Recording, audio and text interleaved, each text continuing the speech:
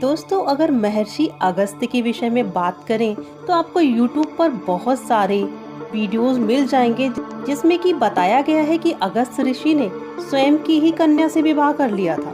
परंतु आज के वीडियो में हम इस भ्रम को तोड़ने का पूरा प्रयास करेंगे और इस बात का वर्णन विस्तार में करेंगे कि ये घटना सत्य थी या असत्य। उससे पहले मैं अपने दर्शकों का हृदय से आभार व्यक्त करना चाहती हूँ कि आप हमारे वीडियोस को इतना पसंद करते हैं। और अगर आज आप हमारे चैनल पर नए हैं तो प्लीज चैनल को सब्सक्राइब कर लीजिएगा और वीडियो पसंद आए तो उसे लाइक जरूर से करना। तो चलिए वीडियो की शुरुआत करते हैं। महर्षि अगस्त्य वैदिक ऋषियों में से एक हैं। उन्हें त्रेता युग में भगवान श्री राम के समय भी उपस्थित देखा जा सकता है और उन्होंने ही श्री राम को आदित्य हृदय स्रोत का रहस्य बतलाया था। दोस्तों, आदित्य हृदय स्रोत के विषय में आप जानते ही होंगे कि इसका नियम से पाठ करने से बल और तेज में वृद्धि होती है, शत्रु पर विजय प्राप्त की जा सकती है। तो श्री राम जी को विजय दिलाने के लिए उन्होंने आदित्य हृदय स्रोत का रहस्य उनको बतलाया था और उन्होंने भगवान श्री राम और लक्ष्मण जी को कई प्रकार के दिव्य अस्त्र शस्त्र और कवच भी दिए थे। आप शायद जानते ही होंगे कि इन्होंने ही श्री रामचंद्र जी को पंचवटी में रहने का आग्रह भी किया था। दोस्तों, आज भी महाराष्ट्र के नासिक की एक पहाड़ी पर इनका आश्रम स्थित है। महर्षि अगस्त्य के अस्तित्व के विषय में बात की जाए तो उनका वर्णन वेदों में भी है, महाकाव्यों में भी है, यहाँ तक कि दक्षिण भारत की महान संगम साहित्य से भी वो संबंधित है। महर्षि अगस्त्य को अध्येता, व्याकरण ग्रंथ के रचनाकार और अस्त्र शस्त्रों के अन्वेषक के निर्माता के रूप में, उसके साथ ही साथ युद्धों के रणनीतिकार और वैज्ञानिक के रूप में जाना जाता है। वहीं बात करें भारतीय ऋषि परंपरा की तो यहाँ पर अगस्त्य ऋषि जैसा कोई भी रहस्यमयी और असाधारण ऋषि अभी तक नहीं हुआ। इन्होंने अगस्त्य संहिता नाम की ग्रंथ की रचना की जिसमें इन्होंने हर प्रकार का ज्ञान सम्मिलित किया है। वे हिमालय से सागर पर्यंत तक की सांस्कृतिक एकता के सूत्र माने जाते हैं। दक्षिण के लोगों का मानना है कि दक्षिण में कावेरी नदी महर्षि अगस्त्य की ही देन है। महर्षि अगस्त्य दक्षिणी चिकित्सा पद्धति सिद्ध वैद्यम के भी जनक माने जाते हैं। भगवान शिव के पुत्र कार्तिकेय जी जिन्हें दक्षिण में मुरुगन कहते हैं, उन्हें कलरी पायोट्टू की दक्षिण शैली रचयिता के तौर पर जाना जाता है। भगवान मुरुगन ने यह कला महर्षि अगस्त्य को सिखाई थी।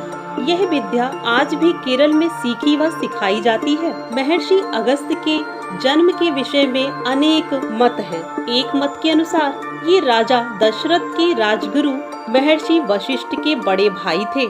वहीं कुछ लोग महर्षि अगस्त्य को पुलत्स्य ऋषि का पुत्र भी मानते हैं। अगस्त्य ऋषि की पत्नी लोपमुद्रा विदर्भ देश की राजकुमारी थी। महर्षि अगस्त्य के भारतवर्ष में अनेकों आश्रम हैं, जिनमें से कुछ मुख्य आश्रम उत्तराखंड, महाराष्ट्र और तमिलनाडु में है। जावा और सुमात्रा में आज भी महर्षि अगस्त्य का पूजन किया जाता है। एक कथा के अनुसार विंध्याचल पर्वत का आकार जब लगातार बढ़ने लगा, उसके दूसरी तरफ सूर्य का प्रकाश नहीं पहुंच पा रहा था। तभी महर्षि अगस्त्य ने युक्ति पूर्वक दक्षिणापथ जाने का निश्चय किया। तब उन्होंने विंध्याचल पर्वत को भी झुका दिया था।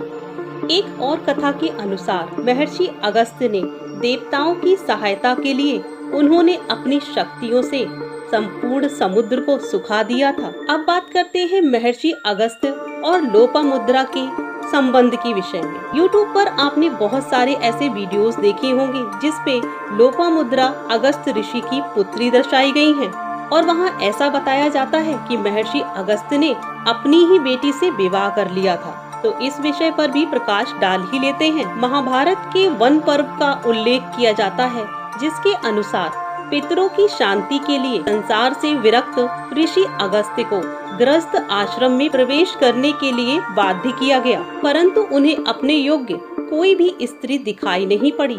इस पर ऋषि अगस्त्य ने कुछ पशुओं के अवयवों से एक कन्या का निर्माण किया और उसे विदर्भ नरेश को सौंप दिया।